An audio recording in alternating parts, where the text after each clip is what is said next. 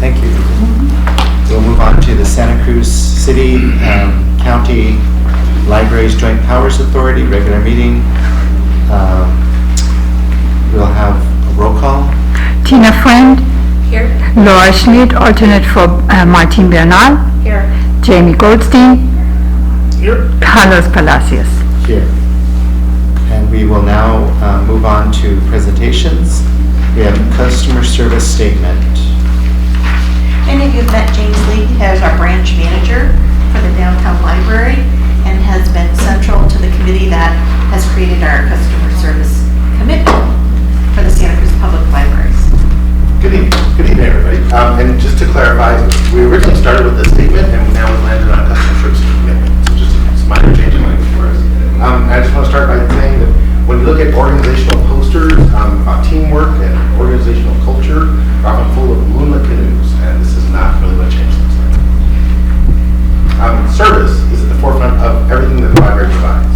We provide excellent service each and every day to both our internal and external customers, but that doesn't mean that we can't improve. Service expectations have elevated across all industries, and the library is no different. As we look to providing increased convenience, streamline our processes, and make improvements to our facilities, we really needed to consider public service and how we treat our coworkers to truly affect change for our user experience.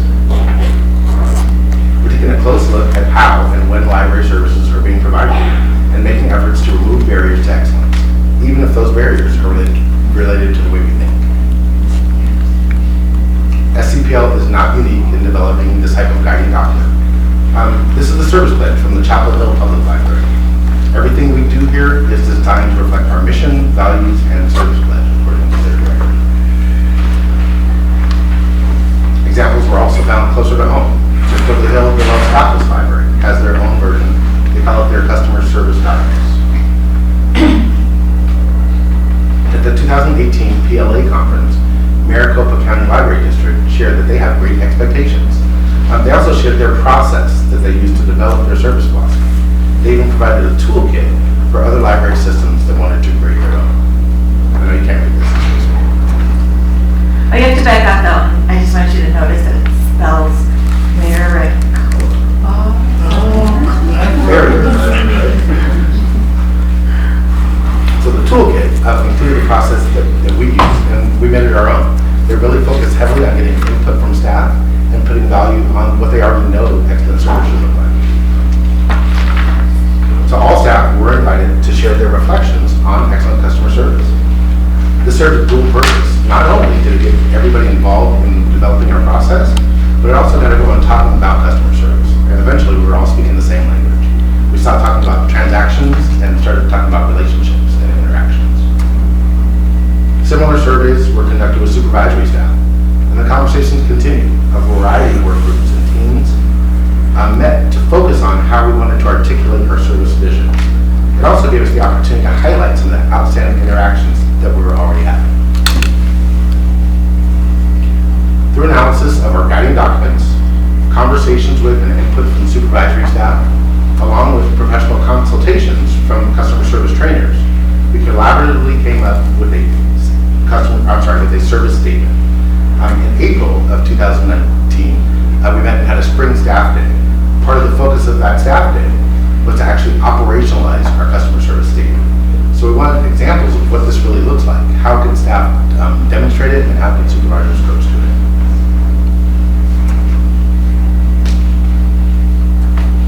So just as we did with every other step in the process, we wanted all staff to have some input in identifying the behaviors that reflect our statement. In April, we worked on operationalizing our statement into a commitment. So it sounds great. What does it look like? That's what we reached out to staff to provide to us. We focused from those results on identifying the staff behaviors that we desired for all customer interactions. We attempted to separate out the human interaction elements from the broader user experience components. Those may include environmental conditions, access, convenience of services.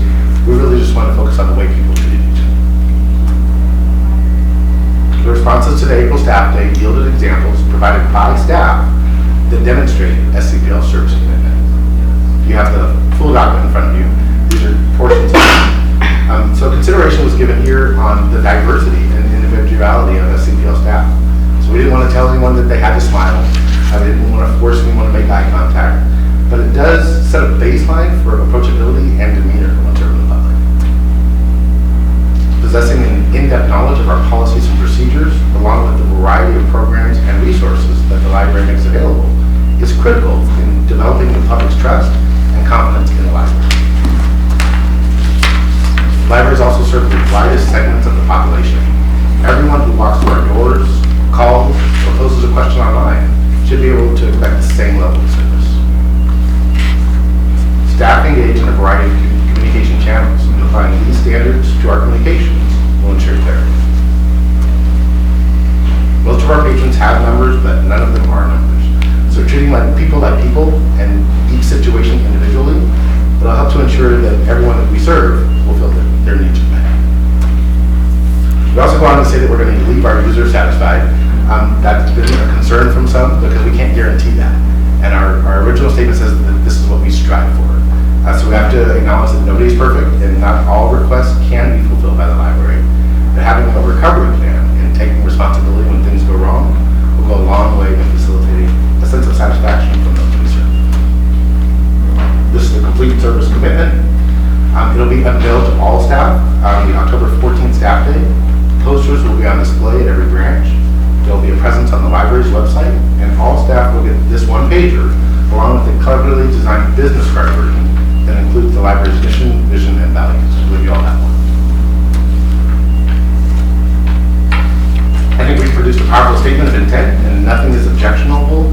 It's easy for everyone who's ready to embrace, and it's really helpful to see your own words in a document like this. Supervisors will have a tool that they can call out to, a tool that will call out observable, trainable, and coachable behaviors, and staff at large will have a tool to refer to and concrete examples to demonstrate.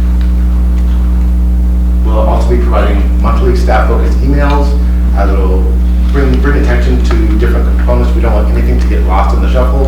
It's great to hand out a piece of paper, but we got a plan to keep this at the forefront of everyone's mind.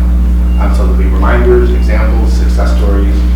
Job descriptions will reference our customer service commitment, as well as performance appraisals will be completed through this lens. I want to give special thanks not only to the organizations that contributed to the development of this process, but to all the staff that contributed. We really reached out to everybody, and everyone gave us something. So that was really good, as well as the members of the customer service team. Thank you, James. Certainly. Any questions? Any questions? I would just say that Santa Cruz Public Libraries had been using a variety of customer service tools to do training, but we didn't own our own model, and we didn't have a uniform way for talking about customer service. I think it's one of the activities, it took a whole year, it was staff-led, it took a lot of time, but the truth of the matter is, I think the process in many ways is more important than the product of norming our expectations as an organization around customer service. And I'm just so pleased with what the staff accomplished, and I think we're really excited to roll it out as part of our broader service model. And James, thank you so much for your leadership. Absolutely. You've been terrific. I had a similar comment watching this presentation, that it was wonderful you gave yourselves all that time. Because you could do a lot of this, take a roll up plate, turn it around in a month, and instead really, got your examples, but really went through a staff-led effort, which I think will help in yours. So it's a big commitment. So Susan and James and everyone, thank you. It's very impressive. And I wish change looked like that. Maybe one day we'll. Well, thank you very much. It's very well done. Thank you. I really appreciate the effort and appreciate the process that you use, but also the product is first rate. I think it's very well done. So thank you. All right. So we will move on to, are there any additional materials? I have included a City of Santa Cruz financial update through June. You can see we're doing pretty well in terms of our fund balance. They don't actually close the books for another couple months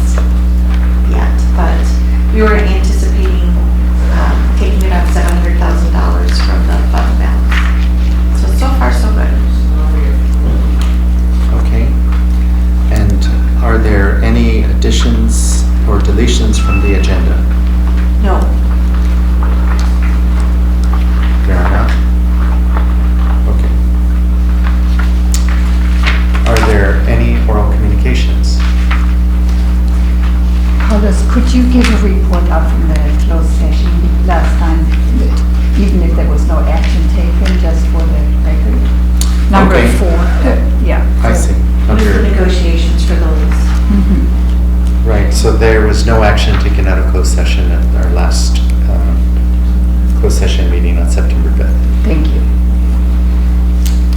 Okay, there were no oral communications, so we'll go on to item number 6, which is the report by the library director.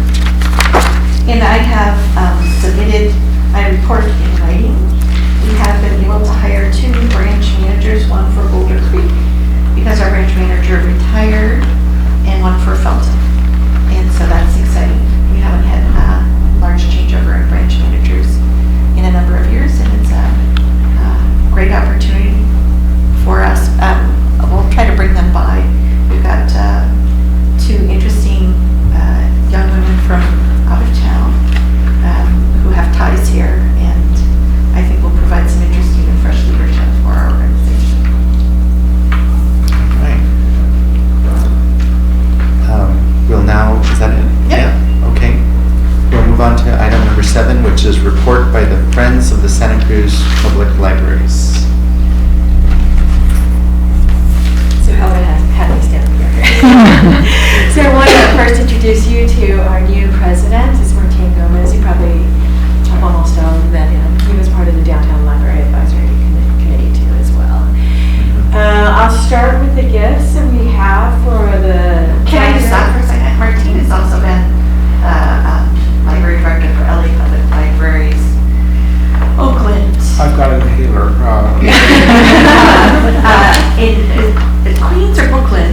Brooklyn, and he ran the San Francisco Public Library Friends.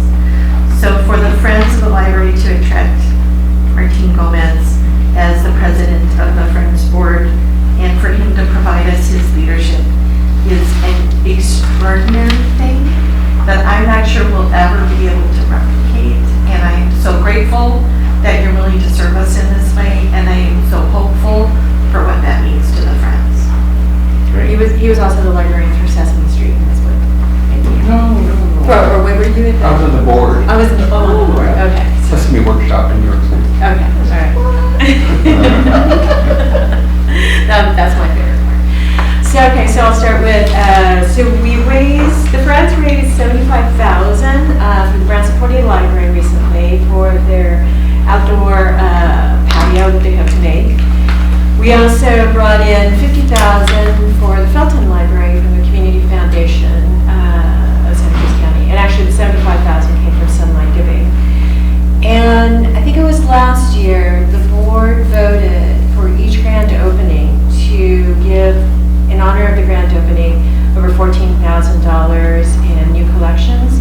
So we just released $14,300 to the library for the grand opening for the Felton Library. And this last one is one of my favorites. We also bought ukuleles for a lendable collection at the Live Oak Library.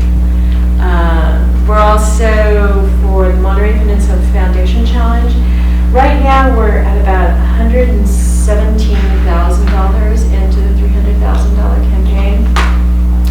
I'm going to start with La Selva Beach. I wish Cindy was here, but she's out of town. They've been rock stars. They almost made it to their $100,000, and they had a great, when the library closed, they had the closing sale, or garage sale. And they raised a lot of money through selling things, but for the Foundation Challenge alone, they raised about a little over $400. We have Garfield Park. That committee is starting up, and if you have a chance to let Martin Bernal know that I very much appreciate the name that he gave me, because it's working out really well, and the committee itself wants to go above and beyond the $100,000, so they want to know the exact amount that the gap is for Garfield Park, so they can see if they can reach it. And one of my concerns is with Boulder Creek. That committee is having a little bit of problems. They're working within a community that has raised a lot of money for the Felton Library, so they're having a little bit of difficulties. We're trying to restructure that and try to move forward, but if you all have any ideas for help with committee members, donors, grants, and so on for Boulder Creek, please let me know, because they do need help in keeping up on this campaign. And that's what I have. Any questions? Lots of good news. Yeah. Great. So I have a random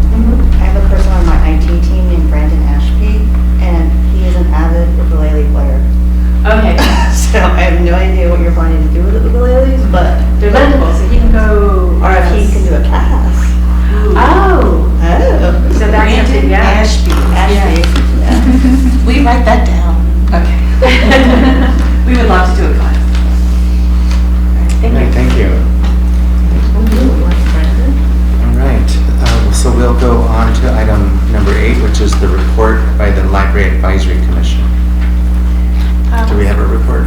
Cindy's not here today. The Library Advisory Commission spent their last meeting preparing their response to grand jury findings.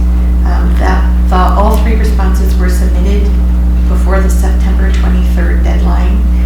They also began discussions with the library on the Santa Cruz Public Library service model. And then lastly, they've been working on a community concern regarding the Garfield Library and the jump bike program. And staff from the city of Santa Cruz came and presented sort of the thinking behind the jump bike station at Garfield Park. The city has made an accommodation and put a 24-minute parking spot in front of the library. But the group at this time decided not to make changes to the jump bike station. In looking at they did analyze use of the library, and it's actually gone up since the jump bike station's gone in. And so they are gonna, the community wanted it removed. They're gonna withhold making any recommendations at this point. Okay, thank you. We'll then move on to, are there any comments by board members? Okay. I always thought I find this item funny. We sort of do it twice because we didn't yell off at Yeah. Whatever it is. Bring my speech next time. Okay. Consent calendar. Are there any questions on the consent? Are there any public comments on the consent calendar? No. Therefore, I'll ask for a motion to approve the consent calendar. I'll move approval. Second? And there's a motion and a second. All in favor say aye. Aye. Any opposed? Passes unanimously. And we'll move on to general business. Item A is to approve the interlibrary loan policy number 320.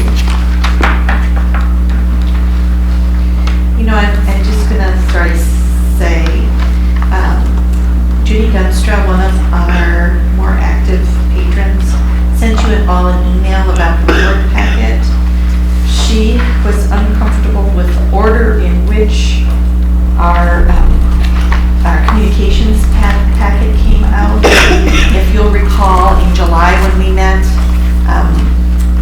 the communications packet did not fully encompass a range of editorials that had been in the Sentinel about downtown forward and Don't Bury the Library. All of those things are in the packet, but she did not like the order in which they appear. And so I just want to make sure that you're aware of that. Moving forward with the interlibrary loan policy, this is the second reading of it. There have been only small changes.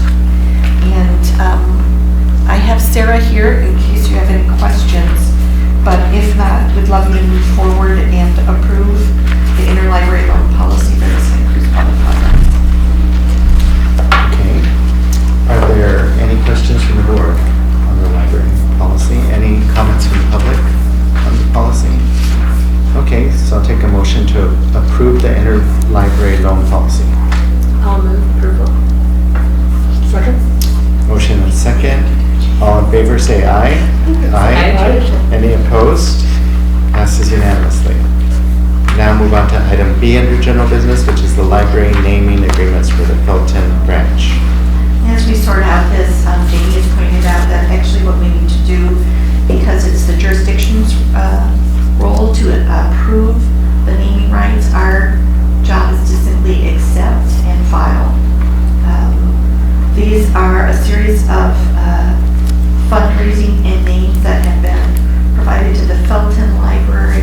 The county board has approved them, so I would ask that you accept this report and file it.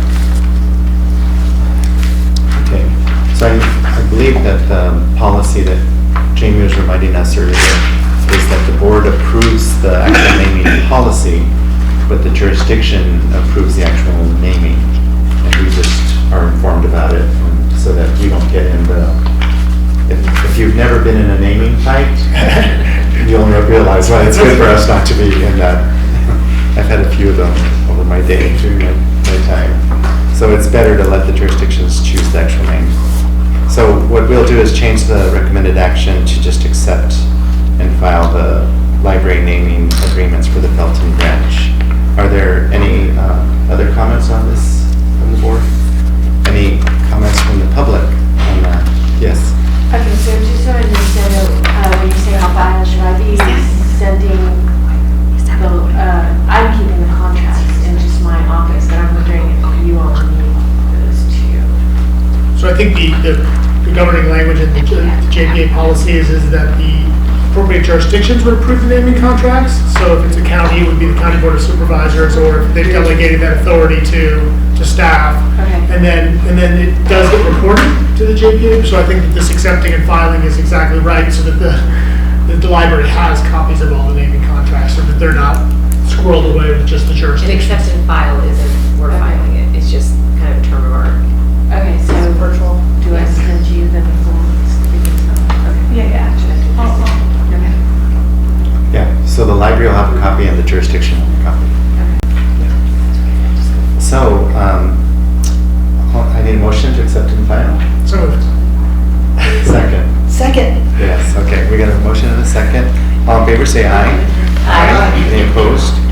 Passes unanimously. Moving on to item C, which is the service model presentation. I have a copy of my slides in front of me in case the technology didn't work. I just wanted to talk to you a little bit about the service model. Last year, we met with the library staff on staff day, and the theme of the day was transforming the libraries both inside and out. And I think you're very, very aware of what's going on in terms of transforming the buildings. But I think the library management group viewed the opportunity of changing the building as a wonderful opportunity to think about how we're providing services. I wish I had my glasses. Okay. I think you're really accustomed to some of the things we're doing in terms of transforming the library on the outside. We've closed Capitola and La Selva Beach. We're closing Felton and Boulder Creek. We're opening Felton, La Selva Beach, and Capitola. And we're basically completing construction documents, plans, and public processes around the net. Get to it. Thank you, Jennifer. I have to point out Jennifer's one of the people that's doing our earthquake epicenter oral history project. She's awesome. Thank you.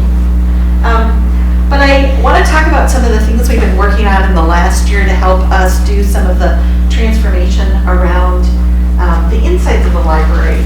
Something you approved 2 months ago was our collections development plan.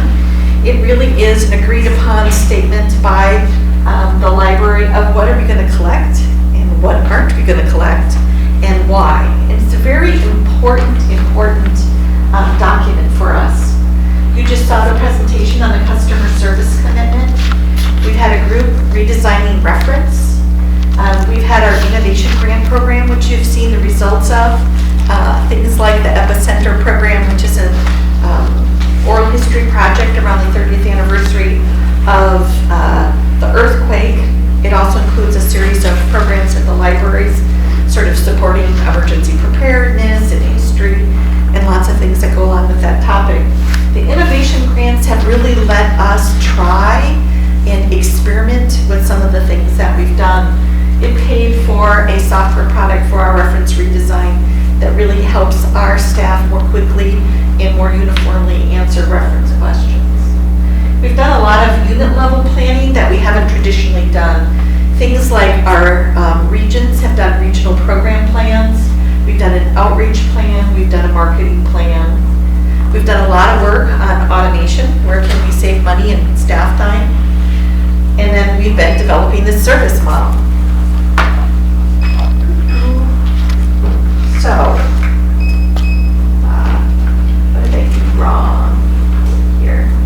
Use the directional arrows. Thank you. So what is a service model?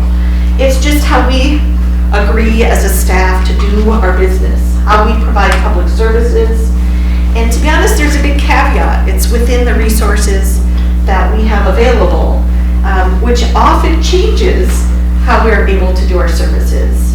We actually sort of looked at our programs and services in 3 lights. We looked at efficiency. We looked at, are we providing access, which we feel is fundamental to our mission? And we talked about, are we staying relevant? Are we evolving the way peer libraries are evolving? So we made a bunch of assumptions. It was interesting when I started this job 3 years ago and I met with the elected officials. Every single last one of them said, you will assume that there are 10 branches. And I know my predecessor had tried to assume that there were a different number. And this community has really come back strongly and said, we want 10 geographical sites for our libraries. So we assume that. We have a centralized administration, IT, collections management, marketing, volunteers, outreach, finance, and facilities. So we have a core, very centralized administrative structure. Over the last 2 years, we've been creating regional, 3 regions that really support the activity of 3 to 4 libraries. What we have found is that we do not have enough librarians. We wish we had twice as many. In 2011-12, when we took the big cuts and lost 40% of the staff, we disproportionately lost librarians. And so to achieve all the things that we want to achieve with library staff, we can't necessarily put the entire range of services at every branch. So what we're trying to do is look at the librarians regionally and say the full set of services are going to happen within a region, not necessarily at each branch. And we have spent a lot of time this year about what our sort of tiers are. We've always had 3 tiers. We were hoping to be able to offer complete services in every region. I think we've backed off that a little bit. The place we've centralized is reference, so that there will be a reference available for every hour the library's open, but it's centralized, and in some cases we'll be using phone technology, computer technology, and other activities. And then we're overseen by a joint powers authority.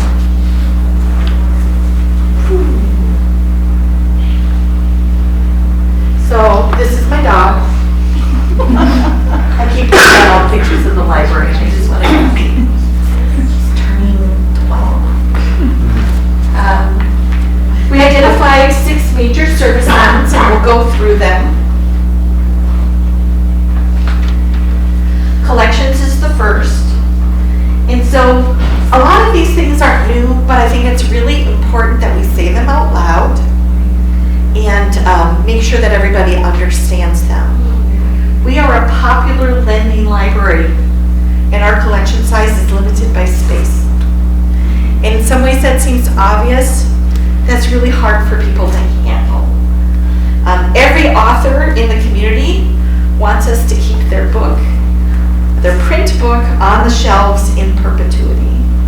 And we don't do that. We keep the things that are moving and being checked out. We do have limited archives. Primarily our archive is local history, and we have continuous demand for it, and we feel like we can justify it. We've worked very hard to digitize it as much as possible so it doesn't take up all our shelf space. One change we're making is we are approving small special collections. We weren't before, but it allows Felton to have a collection that always goes back to Felton. And the area we're primarily doing this is in local history. So local history of Felton can stay at Felton. But I'll tell you that the Felton Library will open with a special collection on environmental science to match sort of the needs of the Discovery Park that they're developing. All special collections have to be approved. We use a variety of formats and diverse interests. You might be really shocked. So Grapes of Wrath, we need to have print at multiple libraries. We need to have large print. We probably have the movie, so it's a DVD. We probably have audio CDs. We probably have downloadable audio. We probably have downloadable video.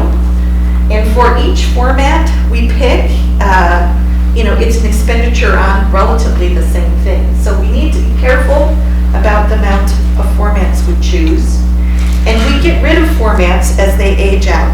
So we don't do cassette tapes. We don't do VHS. And we have to keep moving. The next question really is going to be audiobooks on CD. We're going to have to face that in the next few years.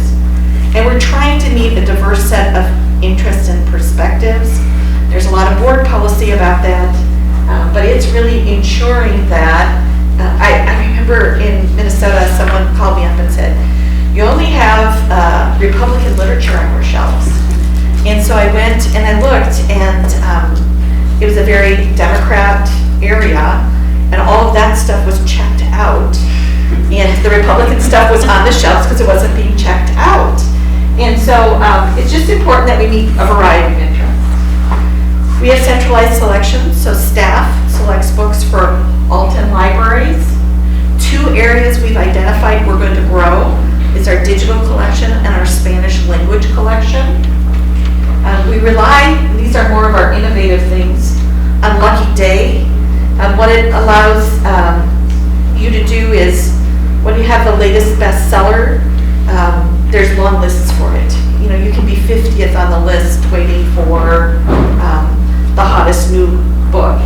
Lucky Day puts a couple copies of the New York Times bestsellers in every branch and doesn't make it subject to the waiting list, so people can walk in and get something new and fresh. We're also experimenting with the Library of Things, which is like checking out ukuleles or telescopes. Our telescope project, which was an innovation grant, has been Jennifer, has been highly popular. We've expanded it. Second service line is circulation and discovery, really traditional. Our goal is to be free. It's hard for government to do that in the year 2019. It is something we still think is essential to the success of what public libraries are. We watch our counterparts like parks have to charge more and more. It has an impact on access. So we spend lots of time working on how do we stay free. I have to say this board approved getting rid of kids' fines. For us, that's a major step forward in making sure that our resources are accessible to children. I think what you're seeing happen nationally is whole library systems are getting rid of all fines. We have very centralized policies about CIRC. We have a centralized integrated library system that tracks the circulation of books. But really the circulation activities that you see at the desk are locally managed by a branch manager. We float our collections. That means books don't belong in a library. They stay where they're returned to. In Minnesota, I had only read about this, and I thought it was nuts. And it was interesting. I came and got to watch it, and it is saving the system. This was done during the height of the recession. It is saving the system so incredibly huge amounts of money. In my wildest dreams, I couldn't imagine that it would work as well as it does. We rely on patrons being able to put holds on items, and we deliver to them. We promote supported self-service, meaning we show people how to fish, and automation. We're working on improving our user experience. This goes beyond customer service to the physical realm as well. One thing we've been doing a lot in the last 3 years is adding external book drops. Hard on staff, patrons love it. And we're continuing to work on discovery. Discovering The is Scotts Valley Library will be closing in 15 minutes. Is your If you have items to check out, please bring them to the service desk now. There's amazing discovery tools. I have to say that the whole issue around data privacy gets really caught up in what and how we provide discovery. But we're doing simple things like we had 2 ebook platforms, and we've combined them into a single ebook platform to help our customers have a better experience in terms of downloading ebooks. But it's hard because there's so many platforms out there.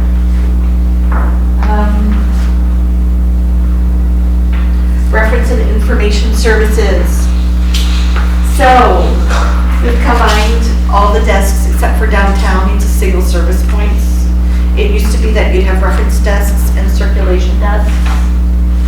We're centrally managing reference so that it will be staffed downtown for every hour the library is open. Community libraries, which are the second tier, will have staff reference sometimes of the week. We're going to target after school, but this will be the Capitolas, the Scotts Valleys, the bigger libraries. The smaller libraries are not going to have staffed reference at their desks at all. We're talking a lot about the difference between reference and information services. We figure that information services about 85% of the questions that are asked at the desk, and every staff member should be able to answer those. 15% should go to the professional librarian, their deeper, harder questions. And we're trying to assign the work better so that this happens. We have to do a lot of training around handoffs.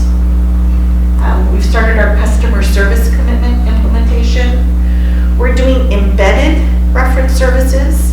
So right now we have a downtown social worker in the library 7 days a week with office hours in the library. This has helped us manage our building and manage our desks because this is a person who has different training than a traditional reference librarian. And I think that we're providing a much higher quality service both to some of our more at-risk patrons, but also to the general patron coming through the door. What you see nationally is libraries getting a variety of social service agencies who come and do hours within the library. A very typical one is legal aid, immigration services, things like that. We have skilled volunteers. The genealogy volunteers staff the library 7 days a week downtown and provide genealogical research and assistance to people interested. Again, the value of that's immeasurable. And we're trying new formats, like rather than having a reference person on the desk at all times, can we have office hours, pop-ups, drop-ins, people make an appointment. And it's just putting our scarce resources to the highest need.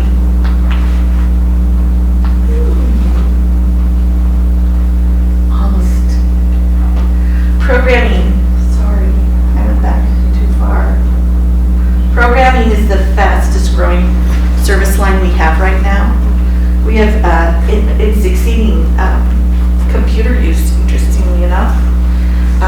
People are wanting to do educational programs in the library, and it's amazing. So we're planning regionally. We have 5 stated goals. We've done innovation grants to experiment with it. We've got this pilot going with Felton, which is creating a whole infrastructure around community-led programming. So when can community do the teaching, the facilitation? We've got a great example in Aptos where a group does their community read program. It's all volunteer. I think they did 16 programs last year, all around a single book. They did it throughout the community. This year they're going to work with Capitola Friends as well and broaden it. But we need infrastructure. You know, when do we need someone to sign off on data privacy, computer forms? When do we need liability insurance? When do we need specialized training? Again, working more with partners that come in. I'm just blanking on a partnership. We talk about the community conversations. That's a partnership. Mm-hmm. We just. So that's, we're working with Project Connect, which is an affinity group of Santa Cruz Indivisible. And they have people, so they have tables where people come and with different viewpoints, you talk about political issues. And the idea is to have civil conversations and look for solutions rather than having shouting matches of different viewpoints. And each table is moderated by one of the volunteers who are part of Project Connect. And so what this does is we create the infrastructure, we facilitate programs, but we don't always necessarily have to create them or run them. And then we've just started a new idea that came through Eric of having scholars. We're going to have 2 employees that have a part-time assignment where they're going to be looking at sort of the cutting edge research in programming in adults and programming in kids and help move us forward and become more relevant in our programs. Outreach, I think you're very aware, we've really focused on geographically isolated or underrepresented populations. Bookmobile, we do a lot of seniors, daycares, and we get to geographically isolated like Davenport, who doesn't really have library services. We have a large presence in the jails, and we get great feedback how wonderful that program is, both from the staff and the inmates. We're really pushing out into the K-12 schools. And then we do a lot of special events just as a promotion, whether it be the book cart drill team or farmers markets. What we're trying to do is be more purposeful about where we go and when we go and why we go. Last thing is, the physical buildings. The whole idea is that they engage the community. So we have to cover the sort of hours and services across communities. We need to have an infrastructure of meeting rooms and program rooms and study spaces and computers that meet the community's needs. We'd love to have amenities like fireplaces. We need safety. This is a big issue for our patrons. State-of-art technology, and we're actually going to have a user experience assignment for a user experience scholar as well in the next year. I just want to say these are some of the automation activities that are going on in the next year to support this internal transformation. We're going with online credit card payment. We're showing our new employee intranet on the 14th. We have new self-checks. The ones that look like they're Darth Vader are going away. They're very expensive. MFPs are our printers. We have new PA systems. We have a new patron incident tracking system that's digital instead of paper. We're getting new security card systems. We're getting security cameras. We're upgrading to Windows 10. That sounds simple, but it always ends up being harder than we expect. One thing we're telling the staff is we're actually recommitting to Polaris, which is our integrated library system for the next 5 years. Everyone gets really nervous about this change. So we're saying we're doing all of these. We're going to commit to doing the integrated library system in the same way that we've been doing it for the next 5 years. There'll be upgrades. Things we've learned we need to work on. The discovery piece, data privacy. Staff training, lots and lots of staff training implied in these changes. Equity, particularly racial equity in the Santa Cruz Public Library. The community-led programming piece is going to be multi-year, multi-jurisdictional, long-term process, and then the user experience. So next, the 14th, we have Staff Day. The theme of this year is under construction. We have A. Jason, who's one of the architects working on a lot of our projects coming in. We'll have a state of the library.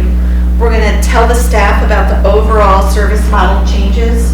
We're going to do deep dives into things like the customer service statement, the changes in reference, the intranet. We have an hour on equity, and then we're going to do a facilities update.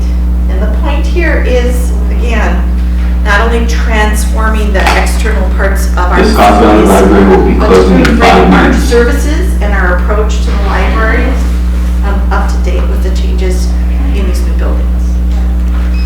Any questions? Yes. Laura? What's the percentage of your book loans electronic versus physical?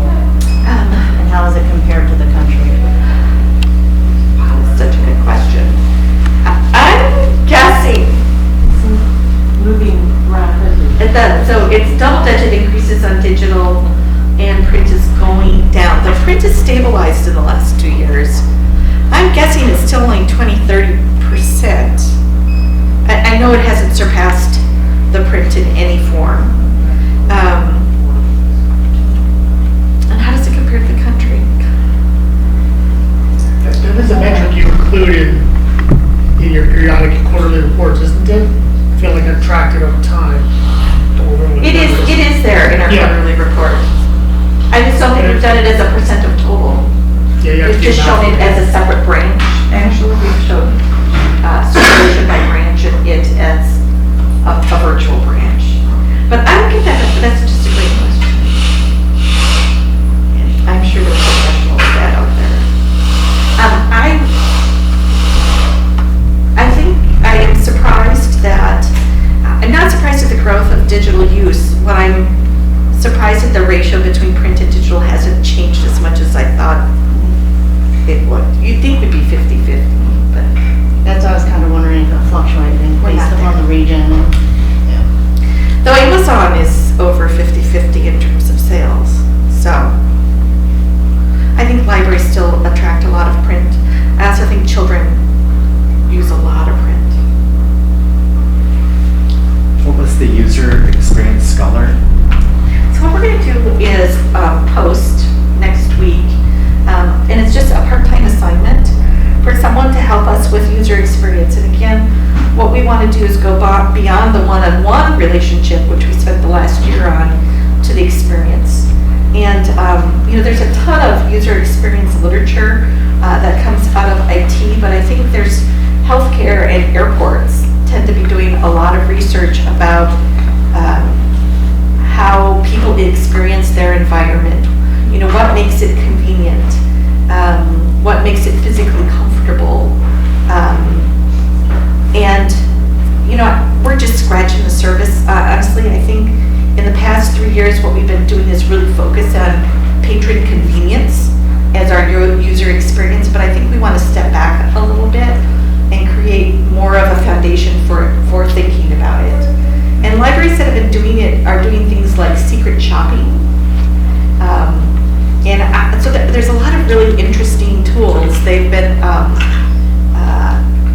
doing these sort of characters of write-ups of what typical users are, and then trying to go through library processes from the perspective of a single mom with 3 kids or an elderly patron. And then literally walk through the library from that perspective and say, yeah, if the books are all on the bottom shelf, that's not a really good experience for a senior citizen.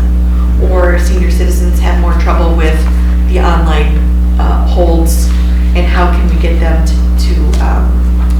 to be able to do these processes by themselves more easily? Are there changes we need to make to the digital environment? Are there changes we need to make to the physical environment? But our hope is to have a staff person, part of it's spread the work, but it's also to develop staff people in the library to get additional skills, is to help us expand our thinking and to create that sort of foundation for us in terms of how we need to be thinking about user experience. Very interesting. Any questions or comments from the board? No? Any comments from the public? Yes. I just want to make one comment on the ebook digital collections. There's a big conversation going on now nationally about the publishers who are publishing ebooks. And there is a model that they're proposing that would limit access to ebooks for libraries, limit the number of books that they could buy, pricing for them, as well as kind of having a delayed release for libraries, because they feel that they're losing money on them. That's a whole other conversation, but I think it's also going to impact some of how the library is to balance. The Scotts Valley Library is now closed. Please exit So the we have a building. publisher that wants to delay that the library couldn't check out a book for 8 months after it's been published, a digital book. And they wouldn't sell to us. And there's just so many issues with we're in a situation right now where we pay more for an ebook as a library than the public does. And it's interesting because with print, we would buy buy in bulk, and we would pay about 50% of what the pub would pay. We're in an interesting situation where now they can charge us 3 times as much. And with the digital books, they can control the platform, so they can control that in a way that a print book you cannot. A lot of interesting challenges ahead of us. Okay, so I guess we don't have any, or we have to accept this? I don't think you have to. Okay, so we'll move on to item D, which is the holiday closure policy. You approve our holiday closures every year, and in looking at it, realized that it's actually, you can make it into a policy and just approve it once, because we're following standard city and federal guidelines. So we're asking that you approve, without a second reading, the holiday closure policy.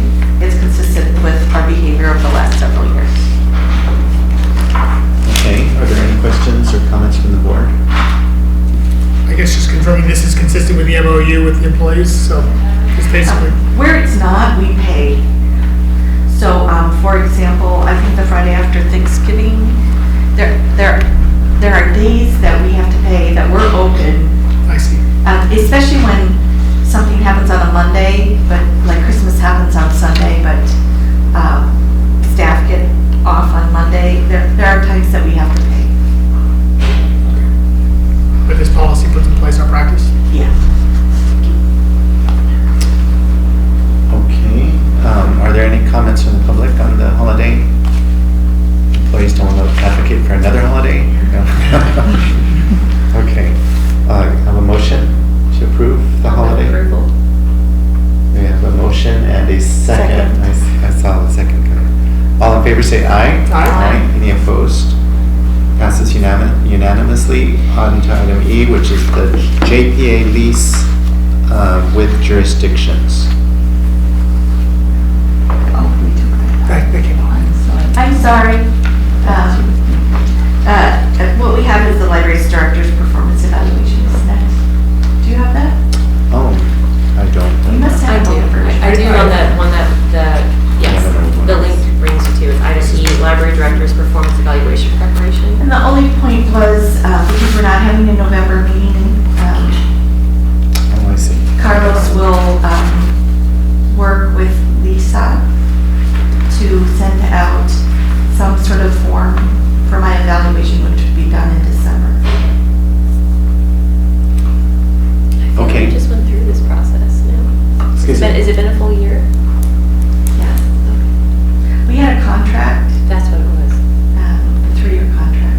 Because we did do an evaluation Isn't it part of that? I thought. Yes, we did the evaluation just before the contract. just before the contract. The evaluation was in December. Really?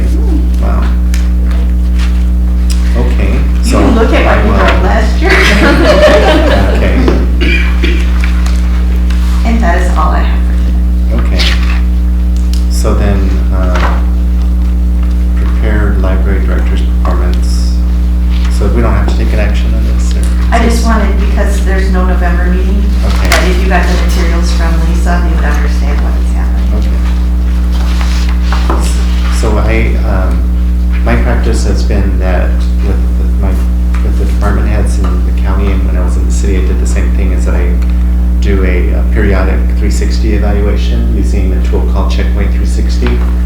And so usually when I'm on these boards, I use it as an opportunity to have the executive director go through that. I have not had a 360, it might be interesting. It's lots of fun. And so we have up to 15 to 20 people.